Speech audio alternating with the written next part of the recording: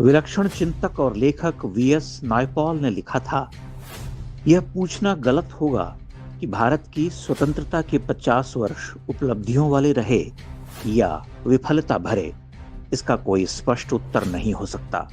अच्छा होगा कि हम इसे विकास क्रम के रूप में देखें। भारत के इतिहास के बारे में मेरे विचार प्रचलित भारतीय विचारों से विपरीत हैं। भारत एक ऐसा देश है जिसने 1000 ईस्वी के बाद से कई मजहबी और साम्राज्यवादी आक्रमण झेले। राजस्थान को छोड़ दें तो लगभग पूरा उत्तर भारत तबाह हो गया। हमारी बौद्धिक संपदा भी बहुत हद तक नष्ट हो गई। जिन लोगों ने ये विनाश किया, उन्हें समझने का हमारे पास कोई साधन तक नहीं था। नायपॉल के इस कथन ने हिंदुओं के शुतुरमुर्ग चरित्र का खोल उतार कर रख दिया है। आज भी यही स्थिति है। हिंदू एक विचित्र सभ्यता है। आश्चर्य है कि पिछले 100 वर्षों में सीताराम गोयल जैसे गिने चुने इतिहासकारों और चिंतकों को छोड़कर कोई इस अंधकार युग की भयावहता को समझ नहीं पाया। किसी ने डंके की चोट पर इतिहास लिखने की शक्ति नहीं जुटाई।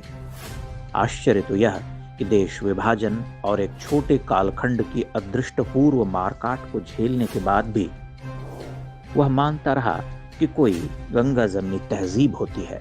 अगर ऐसा होता तो आए दिन हिंदू लड़कियों के टुकड़े बैग, सूटकेस और फ्रिज में नहीं मिलते। नाम गिनाने का कोई अर्थ तो रहा नहीं। आप केवल समाचार पढ़ते रहिए और एक ठंडी आह भरकर अन्य समाचारों की ओर बढ़ जाइए। मन को दिलासा दीजिए कि सभी भाईजान दिलदार, आफताब या शाहरुख जैसे नहीं होते। 35-36 टुकड़े तो किसी सनकी की करतूत होती है। कितने अच्छे लोग भी तो होते हैं। आपको शायद मालूम न हो कि वीएस नायपॉल जैसे सुविख्यात लेखक को जब भारत में सम्मानित करने के लिए आमंत्रित किया गया था, तब कन्नड़ के प्रसिद्ध लेखक, नाटककार और फिल्म कलाकार गिरीश कर्नाड ने भरी सभा में उनके लिए अपमानजनक शब्द कहे थे, जिसे सुनकर नायपॉल रुआसे हो गए थे और उन्हें भारत आने पर पछतावा हुआ था। नायपॉल को यह अपमान इसलिए सहना पड़ा क्योंकि उन्होंने इतिहास का पोस्टमार्टम किया था और भारत को एक घायल सभ्यता कहा था। यह एक विचित्र सत्य है।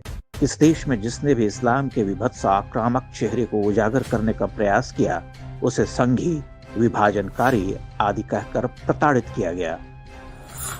कन्नड़ के ही विख्यात लेखक एस.एल. भैरप्पा को यू.आर. अनंतमूर्ति और गिरीश कर्नाड जैसों का दंश झेलना पड़ा।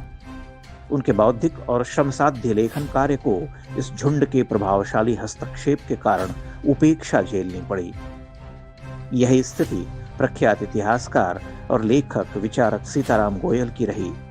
उन्हें भी रोमिला थापर गैंग ने जीवन भर अपमानित किया, जबकि वह उस भीड़ को खुली बहस की चुनौती देते रहे। भारत का साहित्य और इतिहास लेखन इस कुचक्र से कभी बाहर नहीं निकल सका। साहित्य में इस्लामी आक्रमण और ध्वंस, बर्बरता के अंधकार युग को छूने की चेष्टा नहीं की गई, या कि उसे एक हीनतर निम्न चेतना का सृजन कहकर किनारे किया गया। इतिहास में सब गपत गोल कर दिया गया। इतिहास जब तोड़ मरोड़ कर लिखा जाता है, तब पीढ़ियों का सांस्कृतिक प्लावन होता है। वो न केवल झूठ को पढ़कर बड़ी होती हैं, बल्कि आत्मघृणा से भी भर उठती हैं, क्योंकि उन्हें यह सीख दी जाती है कि तुम्हारा पूर्व तो पतनगामी, निकृष्ट भेदभाव से भरा हुआ था। तुम्हारी भाषा संस्कृति अति साधारण थी। तुम्हारे देवी देवता दमनकारी थे। तुमने नंगी प्रतिमाएं बनवाई। तुम्हारे ऐतिहासिक ग्रंथ झूठे हैं। इसलिए मजहब के नाम पर एक अलग देश लेने के बाद और विभाजन के बाद भी पिछले 70 वर्षों में हिंदू उत्पीड़न देखकर भी वह चुप रहता है, अनदेखा करता है। VS Naipaul, SL. भैरप्पा और सीताराम गोयल जैसे बौद्धिक देश में नहीं जाने जाते। उन्हें हेय दृष्टि से देखा जाता है, जबकि वे झूठ के वामपंथी पुलिंदे को खोलकर उसकी चिंदियां उड़ाने का काम करते हैं। वे प्रमाणों के साथ खड़े होते हैं।